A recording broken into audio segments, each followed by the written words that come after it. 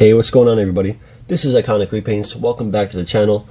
Today I'm going to jump right into it. I'm going to stay right on track where my momentum's at. Usually I kind of switch it up and do a Funko Pop, then work my way back to Godzilla. But yeah, let's just keep it going, all cylinders firing.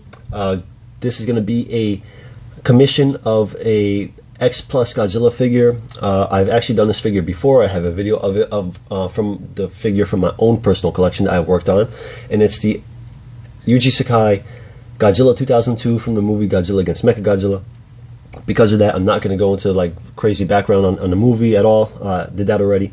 So Sakai is like the coveted Godzilla line of vinyl. I mean, he's one of the greatest Godzilla sculptors. He's known by this by now. Toho recognizes it. Like I said, they often have him do maquettes for the Godzilla suits that appear in the movies themselves.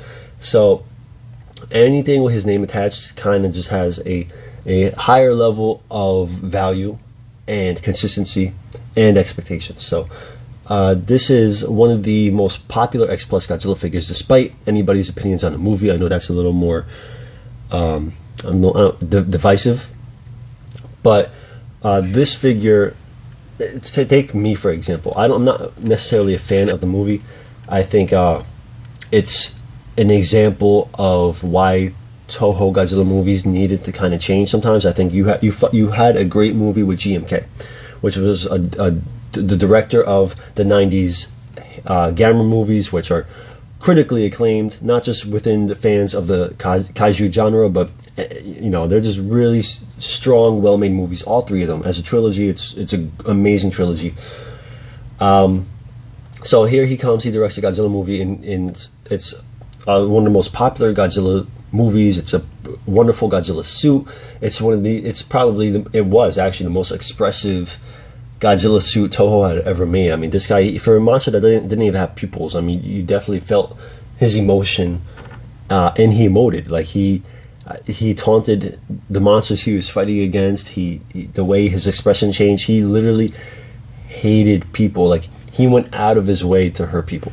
Unlike other Godzillas where it's collateral damage. I mean, Godzilla he's so big and he waits through a city and he you know, whatever, you're in his way, he's not gonna avoid you. But GMK Godzilla definitely like enjoyed killing people. And part of that is because you know, if I ever do a GMK video on something, I'll definitely go into more detail. But part of that is because he's the embodiment of all these angry souls that got killed during war. So, you know, there's a lot more to it with GMK, but my point being is that, you know, you had this wonderful Godzilla suit, you had this great different movie that kind of, you know, had so much inspiration into it, and then you followed it up with a standard Godzilla X Mega Godzilla movie, which is, by now, it's old news. And then not only that, but the Godzilla within the movie, while he might look cool, and that's an opinion, that's very subjective, but he's like the most non-expressive Godzilla that I've seen since like the 70s. Or I'm not even gonna say that. The 70s had more more expressions than he did. So that kind of always bothers me about these films. He just seems so dim-witted. Like, he's just like you know, first of all, his face looks more like a bird than Yuji Sakai's design here, and he just, you know, he gets thrashed by Mechagodzilla. It doesn't like change his expression at all. He gets shot at by the military over and over again, and literally in some shots the suit just looks like it's empty and it's just being like hung there while all these little explosions are going off around it. The arms don't move, like the legs don't move. I don't know what's going on. I don't know if that's supposed to like kind of symbolize that he's so powerful that he's completely unrelenting about it, or if it's literally like the suit is just empty and they were just like, hey, we're not going to put the actor in any dangerous situations. Couldn't tell you. To me, it looks pretty much the same effect. So it kind of bothers me. It just feels overly cheap. But the design itself, so Yuji Sakai, like some of his figures before, again, like the GMK, we could, you know, I can mention that, is that he'll create the design and then the suit maker will come and try to translate it as best as they can to not only for the situations in the movie, but to obviously fit a person inside of it. And so in the case of GMK, you had a very streamlined, almost dinosaurian flow to Godzilla, but in the movie he's made a lot thicker. He's got like they kind of, I guess, I don't know what happened in the molding, but now he has like this kind of like this weird chunky back thing going on. Like it's just and he's got like a little pot belly. So maybe that's because he has to fit the person inside. Maybe it's some other reason.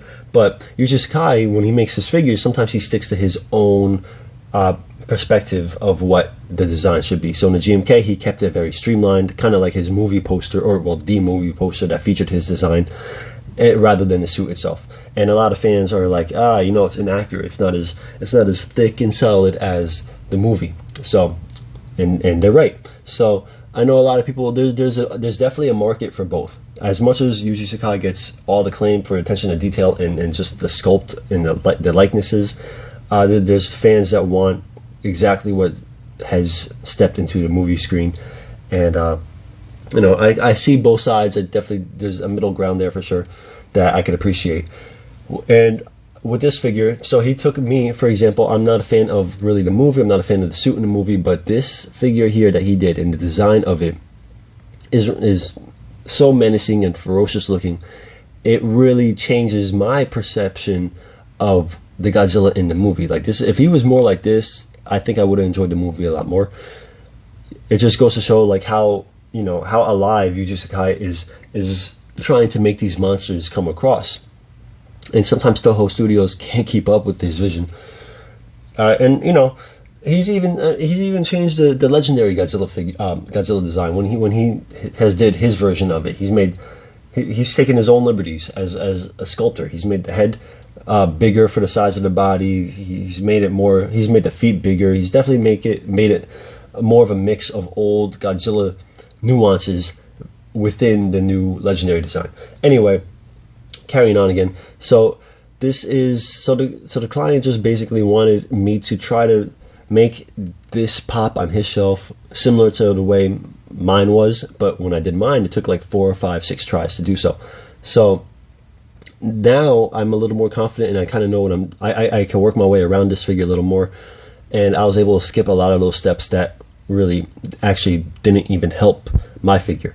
So I skipped like the straight gray dry brush, at least to the extent that I did mine. It just, I didn't want that to really overpower the colors that I wanted to use for this figure to make it pop. So I figured that this time I would try like a nice aqua greenish blue, and just use highlights. And I really was happy with the result. I mean, I think over like a wash over the body, I think it really achieves what the client wanted me to do, which was to really make it pop. But I think it actually brings out the sculpt. It doesn't hide the sculpt. It doesn't take away from the sculpt. The sculpt is wonderful, as always. And I just wanted to try to enhance it. Again, this is just like the Yuji Sakai Godzilla in 1991, which I turned VHS screen. This was another victim of just the Yuji Sakai line having gray sculpts and flat paint jobs. So while, if you're looking at this figure and you're reviewing it or it's under light, it looks phenomenal. You don't have to change anything. But on this shelf where the light isn't always optimized and it's next to a sea of other, black Godzilla figures, it could fall kind of like in a wayside a little bit. Now, hopefully with this, that won't be the case. So you'll see, like I did the aqua dry brush all across the body. I added a little bit of gray over that as well, and then just to kind of give it a little more depth and texture. And I did like a reddish brown in the neck, in the cobra neck looking part, the chest as well, and in the feet. I've followed it consistently down with the tail, and really, I mean, there's not much else to say about it. You kind of get the idea of what I was going for. At the end of the day, client was happy with it. That makes me happy. And I mean, to me, I actually ended up liking the way this looked better than my own. So since then, I kind of started to address my own figure of this. So I kind of brought it back under the paintbrush, just when I thought it was safe. But yeah, man. So this is the Yuji Sakai X-Plus Godzilla 2002 with a little bit of a highlight flare to it.